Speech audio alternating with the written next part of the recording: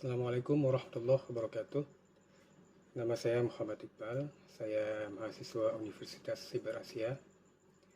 Video ini dengan tema pengantar ilmu komunikasi, dan video ini dibuat sebagai tugas UTS mata kuliah pengantar komunikasi digital. Baiklah, langsung saja saya akan coba memaparkan beberapa hal terkait pengantar komunikasi digital. Komunikasi itu adalah suatu proses penyampaian informasi, baik berupa pesan, ide, atau gagasan dari suatu pihak yang disebut dengan komunikator kepada pihak yang lain yang disebut dengan komunikan. Contoh komunikasi yang paling sederhana adalah dua orang yang sedang berbicara, baik secara langsung maupun melalui media perantara. Contoh lainnya seperti forum rapat atau diskusi, juga siaran radio atau televisi, dan sebagainya. Pesan nonverbal adalah suatu pesan yang disampaikan oleh seseorang yang disebut dengan komunikator dengan tidak menggunakan kata-kata atau tulisan, akan tetapi menggunakan bahasa tubuh seperti mimik wajah, gerakan tangan, intonasi suara, dan kecepatan berbicara. Secara teoritis, komunikasi nonverbal dan komunikasi verbal itu bisa saja terjadi secara terpisah. Namun pada umumnya, kedua komunikasi ini saling jalin-menjalin, saling melengkapi dalam komunikasi yang kita lakukan sehari-hari. Dengan demikian, pesan nonverbal itu bukan merujuk kepada apa yang disampaikan, apa yang dikatakan dengan kata-kata, melainkan bagaimana penyampaian itu diungkapkan dan diekspresikan. Pesan nonverbal itu memiliki beberapa fungsi, yaitu yang pertama sebagai repetisi, yakni mengulang kembali gagasan yang sudah disajikan secara verbal. Misalnya seseorang mengatakan penolakan disertai dengan geleng-geleng kepala, ataupun mengatakan persetujuan dengan disertai dengan anggukan kepala. Yang kedua, sebagai substitusi, yaitu menggantikan lambang-lambang verbal. Misalnya, seseorang tanpa mengatakan sepatah kata pun untuk menyatakan persetujuan, tetapi cukup menggantikannya dengan anggukan kepala saja. Yang ketiga, fungsi kontradiksi, yaitu menolak pesan verbal atau memberi makna lain terhadap pesan verbal yang disampaikan. Misalnya seseorang memuji temannya, namun pujian itu disampaikan dengan cibiran bibir. Misalnya dia berkata, "Kau hebat, kau memang hebat," tapi penyampaian itu dikatakan dengan cibiran bibir. Itu sebagai makna kontradiksi dengan apa yang disampaikannya. Yang keempat, fungsi komplement, yaitu melengkapi dan memperkaya makna pesan nonverbal. Misalnya, air muka seseorang yang menunjukkan tingkat penderitaan yang tidak terungkap dengan kata-kata. Dan yang kelima, fungsi aksentuasi, yaitu mempertegas suatu pesan verbal. Misalnya, seseorang untuk mengungkapkan kejengkelannya disertai dengan tindakan memukul meja.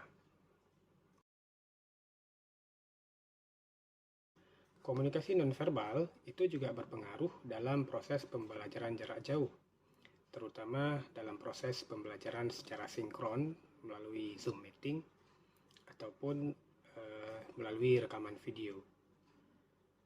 Melalui pesan nonverbal, seorang komunikator, atau dalam hal ini seorang dosen, bisa lebih memperkaya pesan atau materi yang disampaikan kepada komunikan atau mahasiswa, yaitu melalui pesan kinesik, gerakan berupa gerakan-gerakan tubuh, kemudian juga pesan paralinguistik, yaitu cara mengucapkan pesan verbal tersebut, dan juga melalui pesan artifaktual, yaitu penampilan tubuh, pakaian, dan juga kosmetik. Selain itu, melalui pesan nonverbal, seorang dosen juga bisa mengetahui efek yang diterima oleh komunikan atau mahasiswa, seperti mengangguk-ngangguk kepala, bahwa pertanda mahasiswa tersebut telah memahami apa yang ia dengar. Pesan nonverbal yang baik dalam proses pembelajaran jarak jauh menurut saya yaitu mencakup beberapa hal yang telah disebutkan tadi, yakni berupa pesan kinesik, yaitu gerakan tubuh, kemudian pesan paralinguistik, cara mengucapkan pesan verbal, dan yang tidak kalah penting adalah pesan artefaktual, yaitu penampilan tubuh, pakaian, dan kosmetik, di mana melalui penampilan dan pakaian yang baik, pakaian yang rapi, seorang dosen menunjukkan bahwa forum ini adalah forum yang serius, forum yang formal, forum yang bukan asal-asalan, sehingga mahasiswa juga akan menanggapinya seperti itu.